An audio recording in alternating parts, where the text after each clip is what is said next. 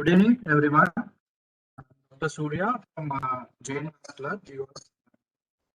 I will be presenting about erythromatous embolization and its management.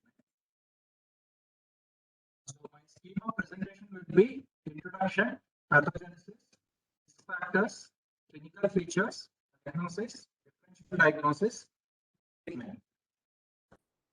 Erythromatous embolization is a poorly recognized and underdiagnosed multisystemic disorder which is associated with high risk of all-cause and cardiovascular mortality. It is also known by many different names like cholesterol embolization, cholesterol crystal embolization, blue toe syndrome, purple toe syndrome, erythroembolism, and pseudovasculitis. The prevalence in clinical studies has been estimated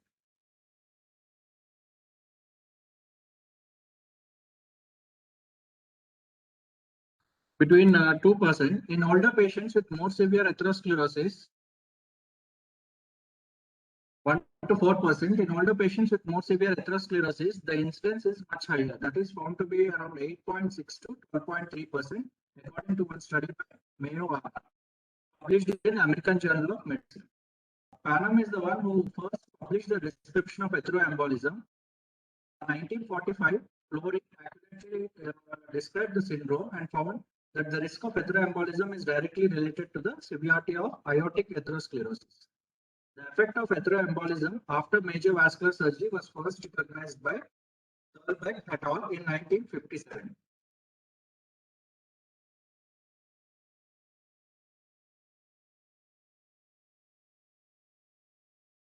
Coming to pathogenesis, usually the sources are atherosclerotic plaques from the large arteries like the aorta, iliacs, or the carotid arteries. A vulnerable plaque or the plaque at the highest risk of rupture is the one with a thin fibrous cap surrounding a large lipid-rich. Usually, when the plaque ruptures, which may be either spontaneous, traumatic, or iatrogenic, embolization of cholesterol crystals, platelets, and fibrin into the arteries and all the arterioles, leading to local mechanical obstruction and, more importantly, inflammatory reaction, organ ischemia and necrosis. So this is the vulnerable plaque, which is has a large lipid pool with thin fibrous cap and mainly filled with inflammatory cells and few smooth muscle cells. So rupture of the plaque leads to embolization and then inflammatory reaction and occlusion. Cholesterol crystals are light in weight and hydrophobic, hence they pass quickly through the blood vessels, usually stopped by the arterial bifurcations and narrowing of the vessel lumen, or when they reach the end of the arterial circulation. Arterioles, these crystals immediately incite an inflammatory response leading to polymorphonuclear and eosinophilic infiltration. At the end of 2 to 4 weeks, there will be a chronic inflammatory infiltrate where the crystals become embedded in the multinucleated giant cells and smooth muscle cells. This leads to endothelial proliferation and fibrous tissue formation surrounding the crystals to luminal obliteration. सूर्य तेरी आवाज थोड़ी मजल आ रही है। सूर्य एक second, विवेक sir आपको आवाज आ रही है सर ठीक से? आवाज नहीं आ रही ठीक से। ना नो मजल आ रही है ना थोड़ा। सूर्य थोड़ा सा तेरा नेटवर्क का कुछ इशू लगता है। Network issue sir, 1 minute sir. हाँ अभी ठीक है? अभी ठीक है सर? हाँ अभी ठीक है। हाँ बेटर हुई।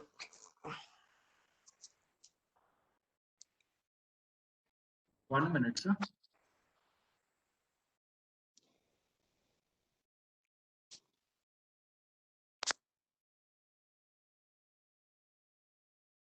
Can you hear, sir, now? हाँ अभी ठीक है। Carry on. Okay. At 1 to 2 months, these crystals may extrude out of the vessel lumen and may be buried in the adventitia or remain within the lumen embedded within organized thrombus that may recanalize. The crystals are resistant to breakdown by macrophages and shown to persist in the tissue for almost up to 9 months. Arterial lumina are eventually occluded by the accumulation of cells and fibrous material. All these pathological changes will lead to tissue effects distal to the emboli, including ischemia and infarction in the organs involved. Coming to risk factors, risk factors is the atherosclerosis of the thoracic and the abdominal aorta. Most importantly, a protruding mobile atheroma or aortic plaques greater than 4 mm in diameter or non-calcified plaques may be probably due to the lipid-laden plaques with a thin fibrous cap which are unstable and prone to ulceration, rupture, and thrombosis. Also, pedunculated and mobile plaque. All these are major risk factors. Other risk factors are age, which is more than 60 years, coronary artery disease, peripheral arterial disease, and abdominal aortic aneurysm. Precipitating factors are either endovascular procedures, cardiac or vascular surgeries, anticoagulation or thrombolysis. Among these, endovascular procedures for coronary and peripheral arterial occlusive disease are now found to be the most frequent precipitating factors or causes. Spontaneous cholesterol embolization has occurred in only 4.3% of the patients who did not undergo any arteriography versus 27% of the patients who had arteriography, according to a study by Ramirez. Cardiac and vascular surgeries, such as aortic aneurysm surgery, aortoiliac and aortofemoral bypasses, carotid endarterectomies, and renal artery revascularization are also other precipitating factors. In these surgeries, usually the clamping of the vessels dislodges the plaques by mechanical trauma. Regarding anticoagulation and thrombolysis, there is a controversy regarding these two as the precipitating factors. Anticoagulation, one of the mechanisms is found to be that it prevents thrombus formation over an unstable atherosclerotic plaque, which leads to the exposed cholesterol crystals to embolize. Also, sometimes it may initiate the disruption of the complex plaque by causing an intraplaque hemorrhage. But the current literature, as seen in studies by the French study of aortic plaques in stroke group and also stroke prevention in atrial fibrillation trial 3, continuation of anticoagulation is found to be. Regarding thrombolysis, theoretically it can cause the thrombus to undergo lysis, may leave the atherosclerotic plaque uncovered and placing it at a risk of embolization. Coming to clinical features, the organs affected usually depend upon the location of the embolic source. Usually it is from the ascending aorta and proximal aortic arch. The embolization will lead to presentation of the central nervous system and retinal pathology. Whereas if the location of the embolic source is from the descending thoracic or the abdominal aorta, it usually affects the visceral organs and the extremities. Patients with one or more large atheromatous plaques in the aorta usually present with an acutely ischemic limb or renal or mesenteric infarction. Whereas patients with microemboli have milder localized signs or a clinical picture which usually suggests a systemic illness. And most of the time there may be a temporal delay in clinical findings, especially for renal failure after the inciting event of up to 8 weeks. The clinical features according to the organs and organ systems involved. Skin is the most common organ involved, presenting with purple or blue toes, gangrenous digits, ischemic ulcers, livedo reticularis or nodules. Renal is the second most common organ involved, and manifestations are acute, subacute or chronic renal failure or a severe uncontrolled hypertension and renal infarction. Gastrointestinal system may present with abdominal pain, bleeding, ischemic bowel, acute pancreatitis, liver function abnormalities, cholecystitis or splenic infarcts. Neurological manifestation may be transient ischemic attacks, amaurosis fugax, stroke or an altered mental status. Retinal involvement and then cardiac involvement also present, or the patient may present with constitutional symptoms or signs like fever, weight loss, malaise and anorexia.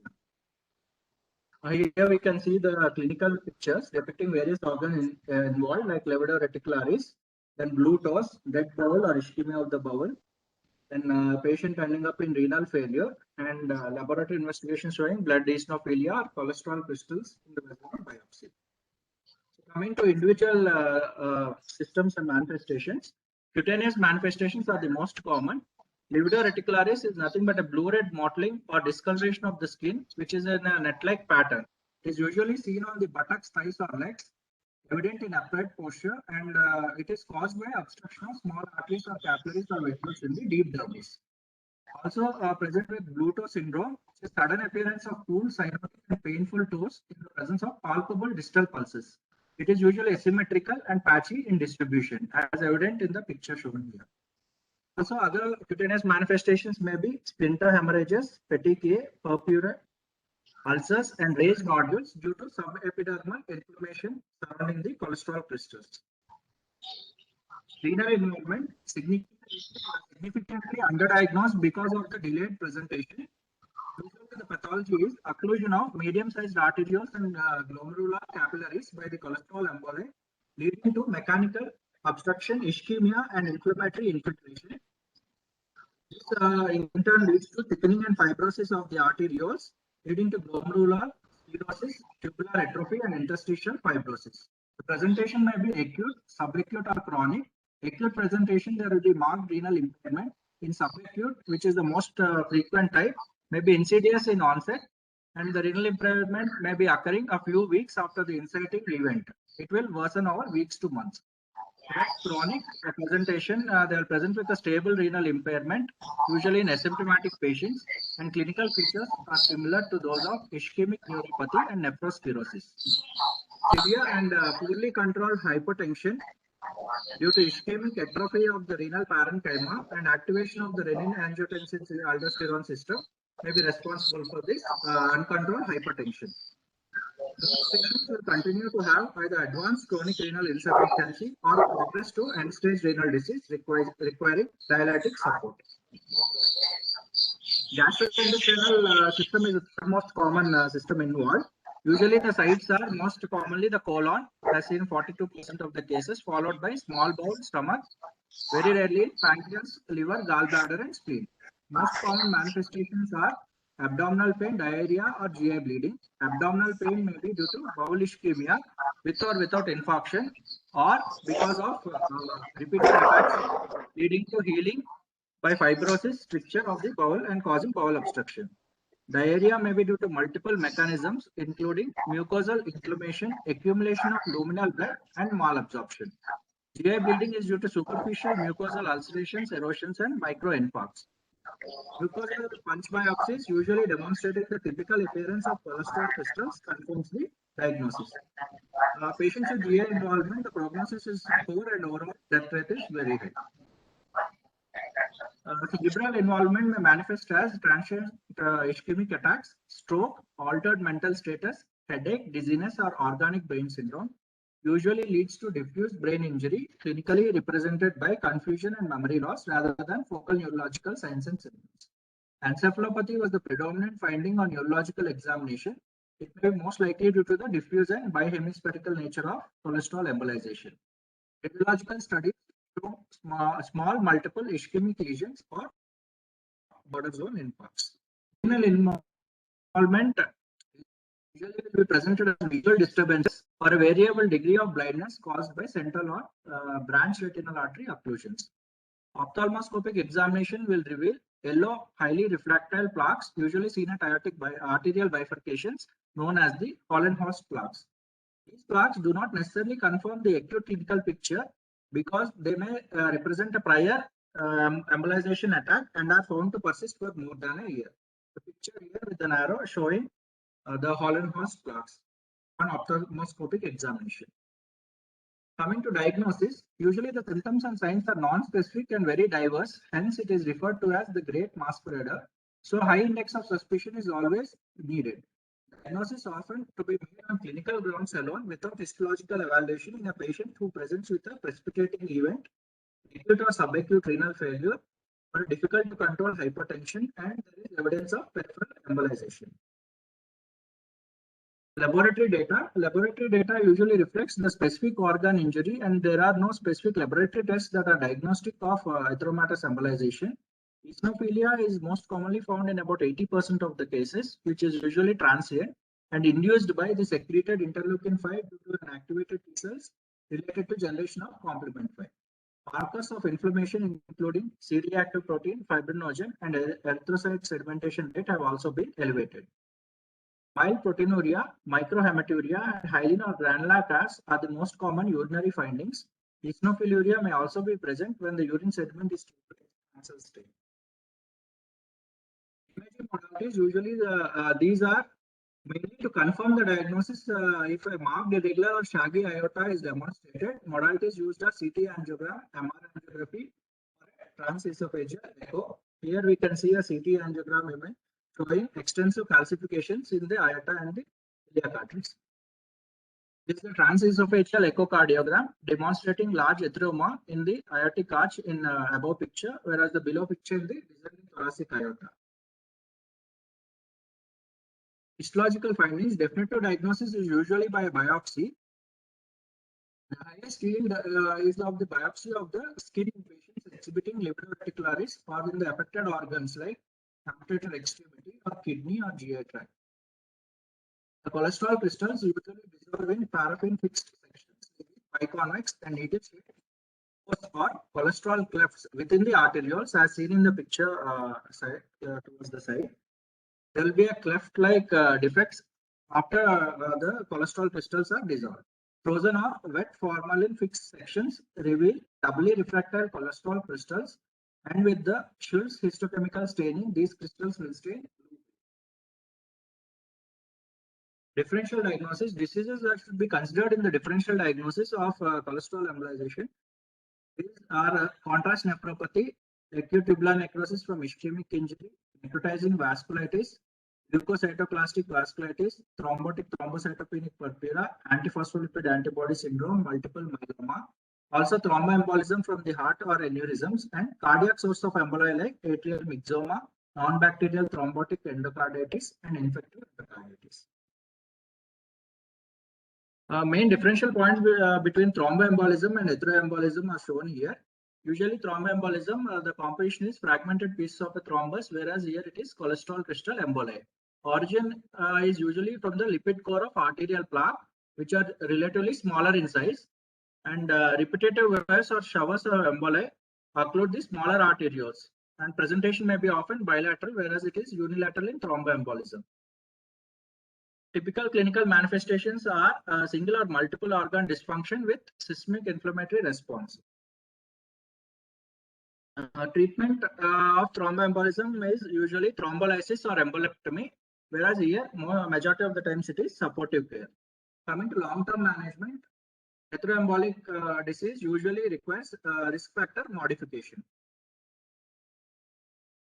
The difference between atheroembolic renal disease has to be differentiated from acute tubular necrosis. In atheroembolic disease, the renal failure is usually a delayed presentation with 7 to 10 days after the inciting event, whereas in ATN it is within 48 to 72 hours. Urine sediment is benign and shows microhematuria, whereas in ATN it is dirty brown casts and renal tubular cells. In atheroembolic disease, usually there is no recovery of renal function, and majority of the times patients may end up in dialytic care, whereas there is full recovery of the renal function once the precipitating factors are removed in acute tubular necrosis. And refractory hypertension is usually present with atheroembolic disease. Coming to treatment may be divided into preventive strategies, medical therapy, surgical and endovascular therapy. Preventive strategies are the most effective strategy. Imaging with MRA, TEA, or CTA are usually done to screen for high-risk patients with a severely atherosclerotic aorta.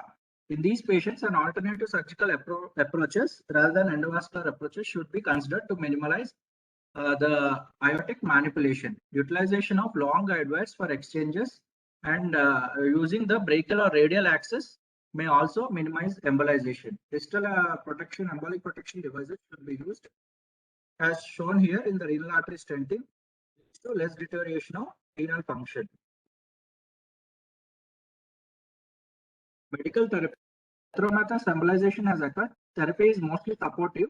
The mainstays of this medical therapy are avoiding further inciting events such as aortic manipulation, good control of hypertension and heart failure, dialytic support if needed, adequate nutrition, and symptomatic care of the end organ.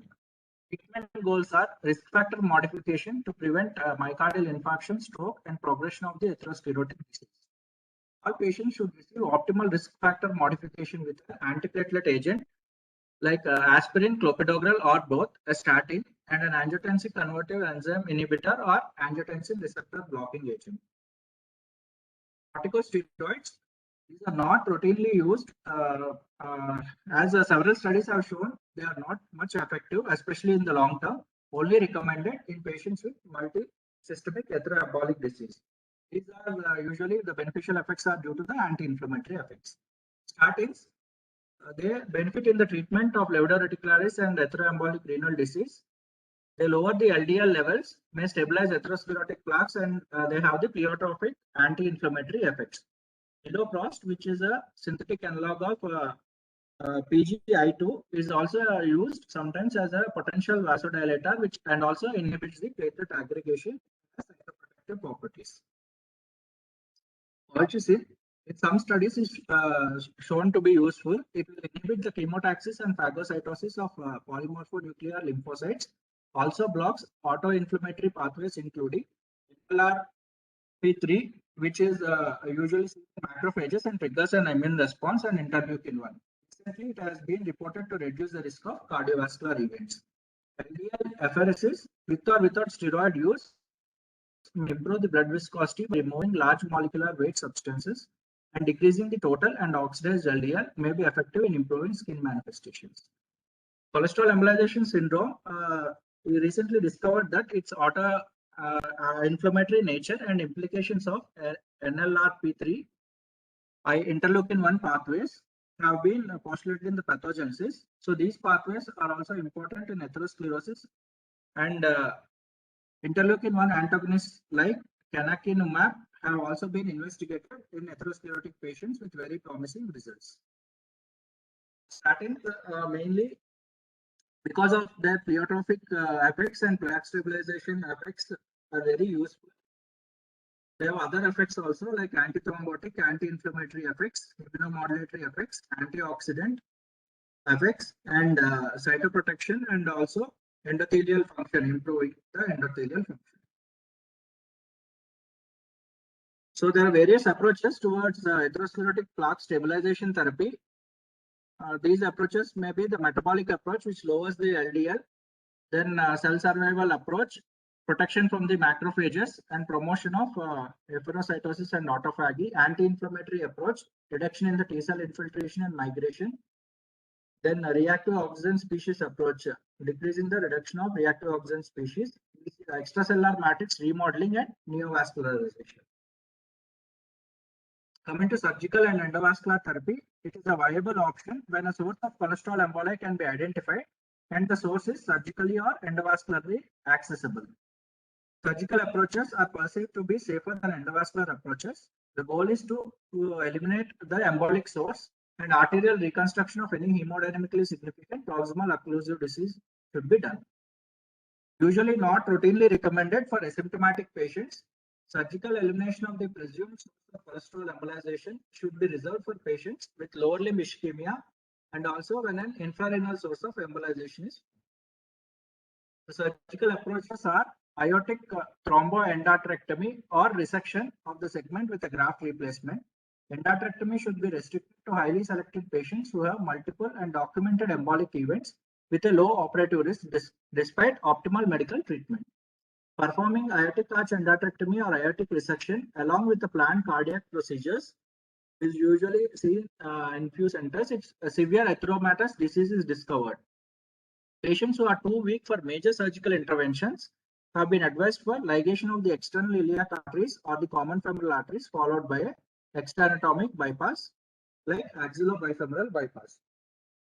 This does not prevent the risk of embolization to the renal or the visual organs, but it prevents embolization risk to the extremities. Endovascular therapy, there are few reports of intraarterial treatment of embolizing lesions, including thrombolytic administration or a percutaneous atherectomy, balloon angioplasty, and stent implantations. Stent placement in conjunction with angioplasty usually provides a protective scaffold to help secure these lesions. But however, there is a potential risk of recurrent atheroembolism due to either the plaque dislodgement or extrusion of the atheromatous material through stent interstices. Percutaneous atherectomy, here the plaque is shaved off the wall of the vessel and removed through a collective device. And recently, covered stents are being routinely used. They have the advantage of completely excluding the disease segment and preventing the escape of thrombus or plaque ducting.